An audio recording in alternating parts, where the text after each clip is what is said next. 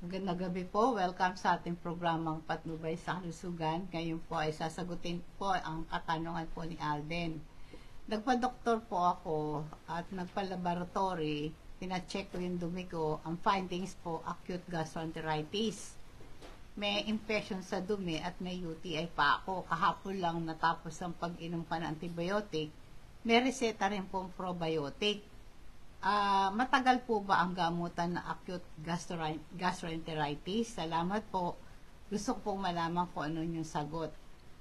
Kung kayo po ay nais yung malaman pa yung dagdag kasagutan, pwede po kayo mag-subscribe sa aking YouTube channel, Rose Alfonso. Click lang po yung subscribe, pati yung bell para ma-update kayo sa aking bagong video. Meron din po akong Facebook page, Patnubay sa Kalusugan. Pag-subscribe din po kayo doon sa aking official Facebook page, Patnubay sa Kalusugan. Hanapin nyo rin po ako sa aking TikTok at saka Reel. Paki-follow lang po, share, at saka po ito po ay inyo pong panoorin palagi. Ngayon ay sasagutin na po natin ito. Ito po kasing sabi mo nga, nagkaroon ka ng acute gastroenteritis. Pinainom ka ng antibiotic, nagpa-check up ka nga, tapos nagkaroon ka rin ng UTI, urinary tract infection. Tapos pinayuhan ka ng sundin mo yung kanyang gamot.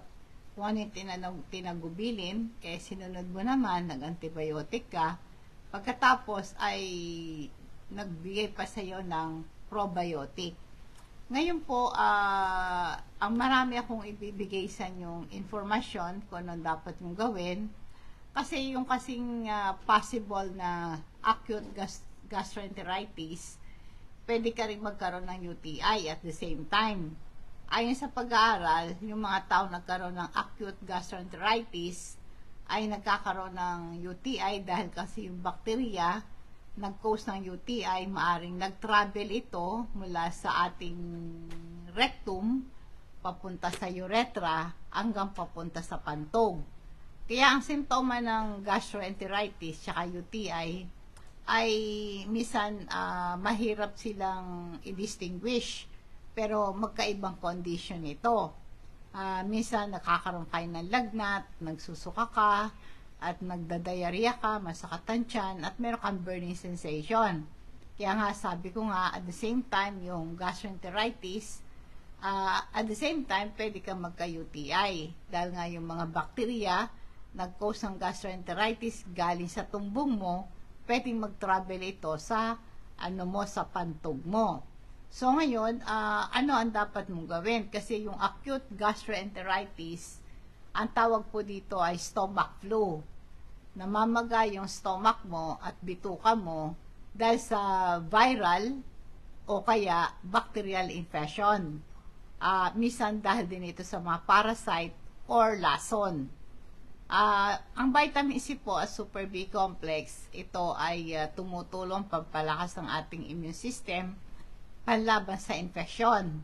Kaya kapag meron kang infection, para labanan mo yan, mag-take ka ng vitamin C.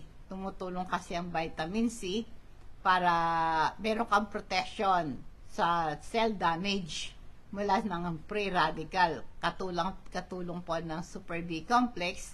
Ang vitamin C at Super B complex, tumutulong sila sa energy metabolism. Ibig sabihin, yung food mo nako-convert into energy para madali kang gumaling.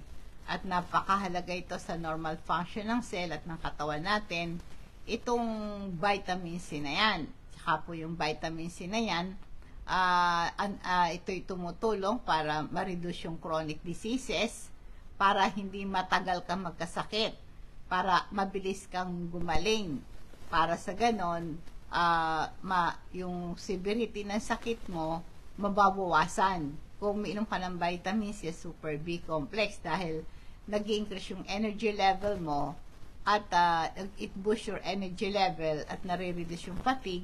Pag ganito nangyari, malakas ang tsansa na makalaban ka sa infeksyon.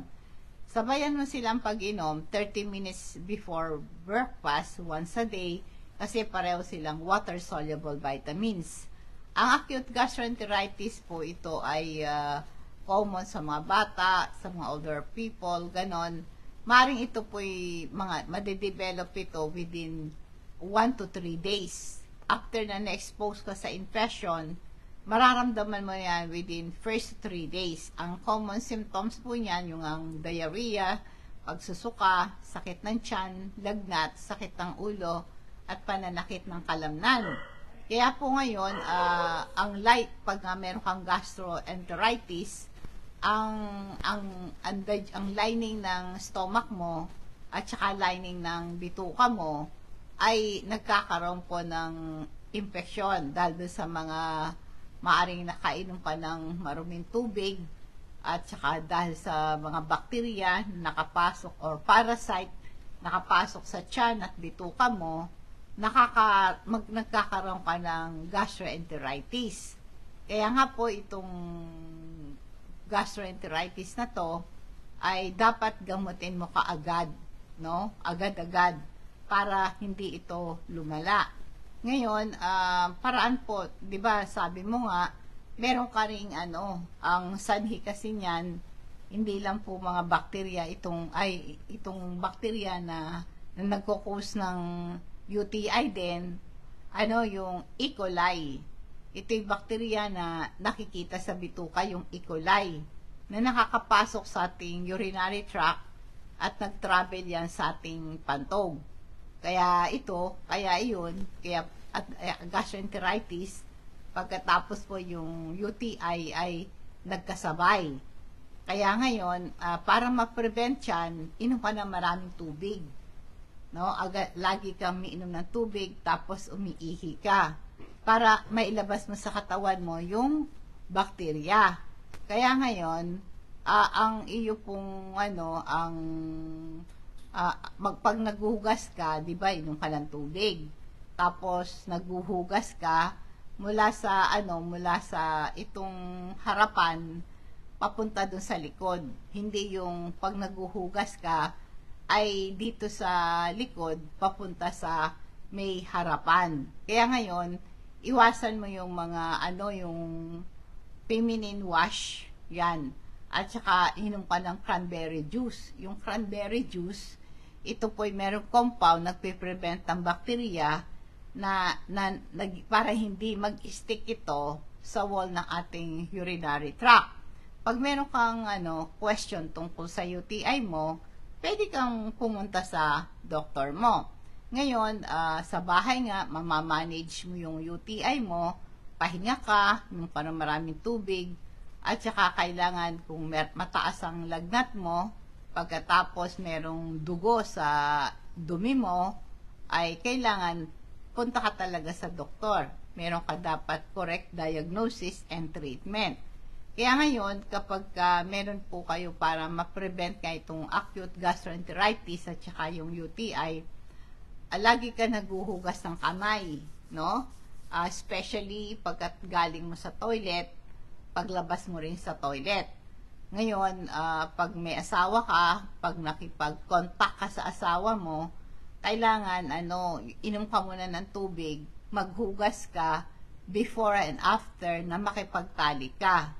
At saka pagka iwasan mo magkaroon ng contact sa mga tao may sakit na gastroenteritis. At ang pagkain mo, dapat lutuin mo mabuti. Iwasan mo kumain ng mga kilawin. Yung mga gulay, mga prutas, bago mo isubo, kailangan ito'y hugasan mo itong mabuti. At saka kailangan ito, iwasan mo yung mga feminine hygiene product. Nakakairita ito sa urethra. Ang karaniwang haba ng paggagamot ng acute gastroenteritis, umaabot ng ilang araw o kaya 1 linggo. Ang simptomas nito ay mababawasan ng ilang araw kung iinom ka ng maraming tubig. Kaya sumangguni ka sa doktor para mabigyan ka ng tamang gamot. Ang gastroenteritis at saka po yung UTI, nagagamot siya ng antibiotic. Kailangan yung antibiotic na yan prescribe ng doktor. huwag kayong iinom ng antibiotic na hindi nireseta ng doktor. Kaya ngayon, lalo na po kung meron kang severe diarrhea at ihina ang immune system mo. Kaya kailangan ito para ma-stop yung, kasi pag hindi na-stop yung diarrhea mo, ito po yung magpapahina sa iyo. Kaya ngayon, ang drink plenty of water, tapos inom ka ng cranberry juice, at pwede kayong uminom ng probiotic. Di ba nga, sabi ng doktor mo, binigyan ka ng antibiotic, after antibiotic, binigyan ka ng probiotic. Dapat meron kang enough na vitamin C. At yun nga, sabi ko nga sa inyo na bago kayo mag-almusal, 30 minutes bago mag-almusal, meron kang vitamin C at saka super B complex. At mag-practice kayo ng good sexual hygiene. At saka kailangan po na lagi mong nire-replace ng tubig. Umihi ka. Kung ano yung naiihi mo, dapat ibalik mo. No? Water is the best. I-try mo pa yung ibang fruit juices at saka mga, limbawa, yung yan, o kaya salabat, no? Pwede kayo mag-take ng paracetamol kung may lagnat ka or pananakit ng katawan mo, pero alam ng doktor, magpahinga ka, huwag ka masyadong magpagod. Kung ikaw ay nagugutom, minom ka lang ng sopas, mga lugaw, walang mantika, ganon. Ang kainin mong tinapay, yung toasted bread, no? O kaya yung skyflakes, ganyan. Minom ka ng mga rehydration drinks. Nabibili ito sa mga pharmacies, nasa sachet yon, tapos iinumin mo yan para hindi ka matuyuan, no? Kasi kapag natuyuan ka dahil nagsusuka ka, nagtatai ka, ma-dehydrate ka, mahihina ka, at saka yung electrolyte level mo ay babagsak. Kaya para maiwasan ito, ay iinom kayo ng, merong mga nasa sachet nasa mga pharmacies, ito yung mga special rehydration, no? Para sa ganon, yung tubig na nawala sa'yo, ay may babalik mo, no? At saka kailangan po nito ay humingi kayo ng advice sa doktor ninyo. Pwede kayong magpahid ng crystal oil sa tiyan mo, o kung masakit ang ulo mo, nagsusuka ka, ay pahid mo lang sa lalamunan mo at sa sikmura mo. Nakaka-reduce ito ng anxiety, nagpo-promote ito ng relaxation, at maganda rin ito sa mga muscular pain, yung ating crystal oil. Nag-i-improve po yung sleep mo at nakiklear yung congestion, lalo kung meron kang ubo at sipon, at ikaw ito'y natural remedy sa mga shoulder pain, pag napaso ka o nauntog ka, pwede kang mabukulan. May pangkalmanting effect ito sa sakit ng tiyan, nakaka-relieve ng kabag, pag bloated ang tiyan mo, nag-stomach cramps ka, pag nagsusukatay ka, magandang ipahid mo to sa tiyan at sa sikmura mo. Hindi ka rin kakagatin ng lamok pag pinahid mo yan sa skin mo, yung ating crystal oil. Yung activated charcoal po, libo-libong taon na yung ginagamit for medicinal purposes. Maganda yan sa pagtatae, pagsusuka, mga nalason, food poisoning, pamprevent din ng hangover yan. Kasi napiprevent po na pamprevent din ng drug overdose yan. Nare-reduce yung diarrhea, nare-relieve yung gas and bloating. Activated charcoal po tumutulong para yung ma-absorb yung gases, pagkatapos ma-reduce yung bad breath, at na-absorb yung mga bakterya sa ating tiyan at sa ating bituka.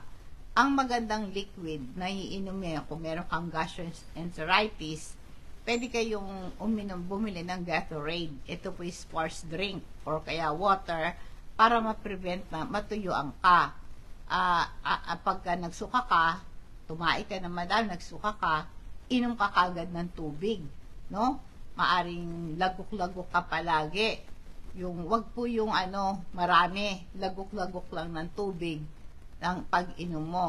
Ngayon, para ma-reduce yung stomach flu, kumain ka ng mga lugaw, tapos pahinga ka, mag-take ka ng medication tulad ng Imodium, na kung ano po rineseta ng doktor sa inyo. Dapat ma-replace mo yung electrolyte at fluid na nawala sa iyo. Ngayon, itong mga antibiotic na amoxicillin, depende po sa doktor kung ano i-reseta niya sa iyo para sa iyong gastroenteritis. Yung apple cider vinegar, ito'y fermented apple. Panlaban ito sa diarrhea. Ito pong apple cider vinegar na yan, ay ito po isang vinegar na very effective sa bacterial na gastroenteritis. Panlaban ito sa infection sa bituka at saka sa tiyan natin. Basta po sa isang basong tubig na kung gusto mo ng cold, kung gusto mo maligamgam, wag hot, o kaya tap water, gano'n. Depende kung anong gusto mo. Isang kutsara ng apple cider vinegar, pwede mong ilagay yan sa isang baso ng tubig. Ang maganda rin po na probiotic dyan, yung Yakult. Kaya kung ikaw ay merong gastroenteritis, meron kayong UTI, pwede kayong uminom ng Yakult pagkakain po niyo kasi meron niyang bacterium na tumutulong para ma-relax ang digestive at nagpe-prevent ang gastrointestinal infection. Yung po bang gatas, pwedeng inumin kung meron kang gastroenteritis. In fact, ang dairy food tulad ng milk, cheese, and yogurt, nakakatulong para ma-recover yung ating bituka. Dahil nagpo-provide sila ng carbohydrates, protein, and fat, na napakahalagang nutrients to. Ang gatas, ito po ay great source of fluid and electrolyte. Makaka-ensure ka ng adequate na rehydration. So, ano dapat mong iwasan na inumin kung meron kang gastroenteritis? Lalo na po kung nagsusuka ka, no? Never na iinom ka ng alak, caffeinated beverages, iwasan nyo muna. Yung mga cola drinks, mga soft drinks na may cola, coffee na may cola, tea na may cola, energy drink, iwasan nyo yan. Iwasan nyo rin ang paninigarilyo at pagnganganga.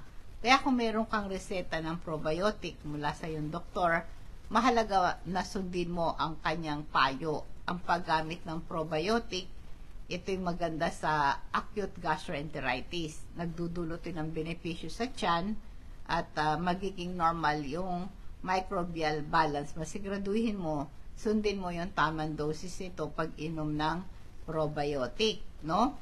Kaya ngayon po, ano pa yung mga dapat mong kainin kung kayo ay merong gastroenteritis? Katulad po yung mga good bacteria na yan, yung probiotic na yan, very helpful na bacteria yan dahil pinapanatili niyang healthy yung ating bituka. Ang probiotic, makikita mo sa pagkain tulad ng yogurt, kimchi, miso soup, magiinom kayo niyan. Itong probiotic na yan, maganda yan sa health mo, it improve your lactose digestion, it boosts your immune system, nakaka-reduce ng inflammation, nag-i-improve ng kalusugan ng bituka, napiprevent yung diarrhea, nare-reduce yung allergy. Kaya mag-take po kayo meron po kasing probiotic na supplemente sa mga, itry nyo tignan sa Shopee. I-type nyo lang po yung probiotic. Maganda, pwede kayong umorder doon. Shopee o Lazada, gano'n, no? Tsaka isa pa, yung ating activated charcoal, ito po'y powdery substance mula sa sinunog na burnwood, coconut shell, gano'n, nag-absorb ito ng toxin. Ito'y nagtitreat ng poisoning. Ito po'y nakakagamot ng gastroenteritis, ng stomach flu. I-activated charcoal, ito po'y kung meron kayong simptoma ng gastroenteritis tulad ng diarrhea at vomiting, ay malaki pong tulong at itong ating activated charcoal. Very effective yan para mabawasan yung duration ng diarrhea at saka nakita po activated charcoal, nare-reduce yung severity ng vomiting. Subscribe po kayo sa aking YouTube channel, Rose Alfonso. Pakiclick lang nyo po yung bell para ma-update kayo sa aking bagong video.